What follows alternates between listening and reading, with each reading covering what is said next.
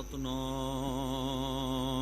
ਸ਼੍ਰੀ ਨਾਨਕ ਪਦ ਪੰਕਜ ਬੰਦਨ ਪਦ ਪੰਕਜ ਬੰਦਨ ਸਿਮਰਉ ਅੰਗਦ ਦੁਖ ਨਿਕੰਦਨ ਅਮਰ ਦਾਸ ਗੁਰ ਹਿਰਦੈ ਧਿਆਵਉ ਹਿਰਦੈ ਧਿਆਵਉ ਸ਼੍ਰੀ ਗੁਰ ਰਾਮਦਾਸ ਗੁਣ ਗਾਵਉ ਸ਼੍ਰੀ ਅਰਜਨ ਬਿਘਨ ਕੇ ਨਾਸਕ ਬਿਘਨ ਕੇ ਨਾਸਕ ਹਰਿ ਗੋਬਿੰਦ ਸ਼ੁਭ ਸੁਮਤਿ ਪ੍ਰਕਾਸ਼ਕ ਸ਼੍ਰੀ ਹਰਿ ਰਾਇ ਨਾਮੋ ਕਰ ਜੋਰੇ ਨਾਮੋ ਕਰ ਜੋਰੇ ਗੁਰ ਹਰਿ ਕ੍ਰਿਸ਼ਨ ਮਨਾਏ ਬਹੋਰੇ ਤੇਗ ਬਹਾਦਰ ਪਰਮ ਕਿਰਪਾਲਾ ਪਰਮ ਕਿਰਪਾਲਾ ਸ਼੍ਰੀ ਗੁਰ ਗੋਬਿੰਦ ਸਿੰਘ ਵਿਸਾਲਾ ਧਾਰੋਂ ਧਾਰਾ ਪਰ ਪੁਨ ਪੁਨ ਸੀਸਾ ਪੁਨ ਪੁਨ ਸੀਸਾ ਬੰਦੋਂ ਬਾਰ ਬਾਰ ਜਗਦੀਸ਼ਾ ਜਿਸ ਮਹਿ ਅੰਮ੍ਰਿਤ ਗਿਆਨ ਹੈ ਮਾਣਿਕ ਭਗਤ ਵੈਰਾਗਾ ਸ਼੍ਰੀ ਗੁਰੂ ਗ੍ਰੰਥ ਸਾਹਿਬ ਉਦਾਧਾ ਬੰਦੋਂ ਕਰ ਅਨੁਰਾਗ ਏਕੰਕਾਰਾ ਸਤਿਗੁਰੂ ਤਹਿ ਪ੍ਰਸਾਦ ਸਚ ਹੋਏ ਵਾਹਿਗੁਰੂ ਜੀ ਕੀ ਫਤਿਹ ਵਿਘਾਨਾ ਵਿਨਾਸਨ ਸੋਏ ਵਾਹਿਗੁਰੂ ਜੀ ਕੀ ਫਤਿਹ ਵਿਘਾਨਾ ਵਿਨਾਸਨ ਸੋਏ ਸਤਨਾਮ ਸ਼੍ਰੀ ਵਾਹਿਗੁਰੂ ਸਾਹਿਬ ਜੀ ਦੋਹਰਾ ਇਸ ਪ੍ਰਕਾਰ ਸੁਨ ਪੀਰ ਸਭ ਬੰਦੇ ਪਦ ਅਰਬਿੰਦ ਕਰਤ ਪ੍ਰਸ਼ੰਸਾ ਅਧਿਕ ਮੁਖ ਭਰ ਕੈ ਹਿਰਦੈ ਆਨੰਦ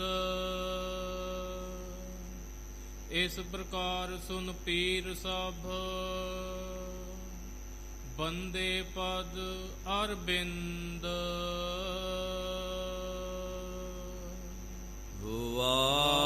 ਵਾਹਿਗੁਰੂ ਜੀ ਕਾ ਖਾਲਸਾ